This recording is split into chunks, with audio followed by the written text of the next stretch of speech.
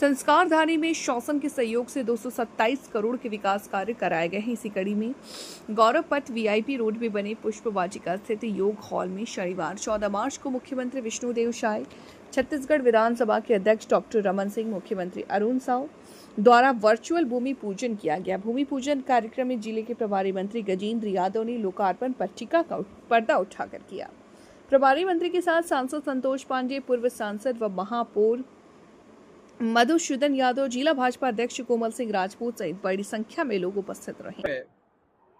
कांग्रेस के रिजिम में 5 वर्ष तक राजनांदगांव विकास के लिए तरसता रहा और पिछले 2 वर्षों के अंदर विकास के अनेक काम हुए। इसका प्रमाण है कि आज 226 करोड़ रुपए के विकास कार्यों का भूमि पूजन हुआ है। लोकार्पण की बारी है। इस वित्तीय वर्ष में जो अन्य काम जो बजट में शामिल हुए हैं वो भी आने वाले 1 वर्ष के अंदर होगा। राजनांदगांव पूरे छत्तीसगढ़ ही नहीं, देश के अंदर एक विकसित और व्यवस्थित शहर के रूप में डेवलप होगा। आने वाले 3-4 वर्षों में भी हमारी सरकार, हमारे मुख्यमंत्री विष्णुदेव साय जी, हमारे विधानसभा के अध्यक्ष आदरणीय डॉक्टर रमन सिंह जी, हमारे नगरीय प्रशासन मंत्री आदरणीय अरुण साव जी, सांसद जी सहित हमारी नगर निगम की पूरी टीम मिल करके राजनांदगांव शहर के विकास को आगे बढ़ाएंगे।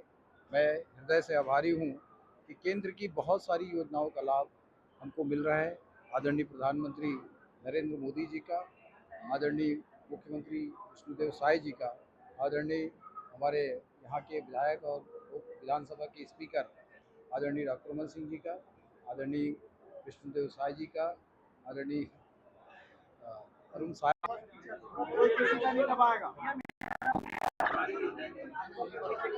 आज सौभाग्य है कि आज बहुत सौभाग्य की बात है, राजनांदगांव नगर निगम में 226 करोड़ के विभिन्न विकास कार्य में हमने भूमि पूजन किया।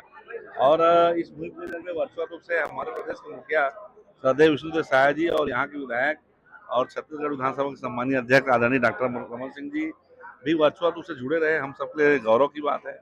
और किसी भी नगरीय निकाय में नगर पालिक निगम के द्वारा एक साथ 226 करोड़ का विभिन्न विकास कार्य लाना, ये अपने आप में एक गौरवपूर्ण बात है। उसके लिए मैं नगर निगम के महापौर, सभापति और उनकी पूरी टीम को और यहाँ के स्थानीय प्रशासन के सभी अधिकारियों को बधाई देता हूँ कि आपने राज्य शासन के अलग अलग मदों की राशि आपने नगर निगम नांदगांव में लाया, जिससे यहाँ के लोगों का मूलभूत सुविधाओं से लेके पेयजल, विद्युतीकरण, स्वच्छता सब प्रकार के काम होंगे। उसके लिए मैं बधाई देता हूँ। गोदान के विषय में अभी तक जो भी योजनाएं हुई है उतनी सफल नहीं हो पाई। ये जो आज फिर लागू है उसमें उसकी कितनी संभावना देखते हैं? गोधन का अभी हमारी सरकार ने गोधन के लिए एक बड़ा प्लान हम कर रहे हैं, क्योंकि तात्कालिक तुरंत आनंद फानन में कोई काम करें और उसका दीर्घकालिक प्रभाव नहीं पड़ेगा। उसकी बजाय भले कोई योजना थोड़ा लेट आए लेकिन दूरगामी रहे, तो दूरगामी ध्यान में रख के सरकार उसे प्लान कर रही है। आने वाले समय में उसका प्रभाव छत्तीसगढ़ में दिखेगा।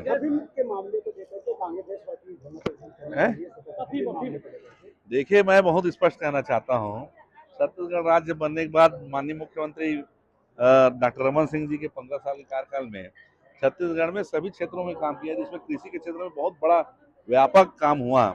जो 60 लाख का जो हमारे मुश्किल से 5 लाख हमारे ट्यूबवेल धारी थे, वो उनकी संख्या बढ़ के बहुत बढ़ गई। और साथ ही साथ योजना जैसे ड्रिप इरिगेशन की योजना, लिफ्ट इरिगेशन की योजना, साथ साथ स्प्रिंकलर की योजना, और छत्तीसगढ़ में कृषि संसाधनों के लिए बहुत सारी योजनाएं सरकार ने लाई। उसका लाभ ये हुआ कि अलग अलग राज्यों में, देश के अलग अलग प्रांतों में रहने वाले किसान भी छत्तीसगढ़ की ओर आकर्षित हुए और यहाँ पे वो खेती करने लगे। जहाँ खेत नहीं ले पाए वो रेगा में यहाँ के स्थानीय किसानों से 1 किसान, 2 किसान, 10 किसानों से बड़े बड़े चक के चक वो रेगा में खेती करते थे। और ये जो अफीम की मामला है वो वैसे ही मामला है कि राजस्थान से आए हुए किसान यहाँ के स्थानीय किसानों से 300 एकड़, आप जानते हैं छत्तीसगढ़ में कोई भी एक किसान के पास 300 एकड़ जमीन नहीं रहता है।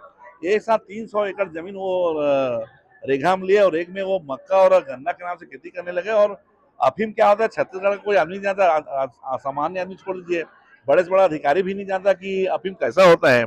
अब गन्ना के आड़ में कोई अफीम खेती करेगा, उसमें कोई शासन उसमें दोषी नहीं है। जैसी शासन के संज्ञान में बात आई, वहाँ कार्रवाई हुई, एनसीबी की टीम आई और आज जाग देख लीजिए पूरा मैदान को साफ कर दीजिएगा। पूरा अफीम को निष्ठीकरण की कार्रवाई सरकार के द्वारा की जा रही है।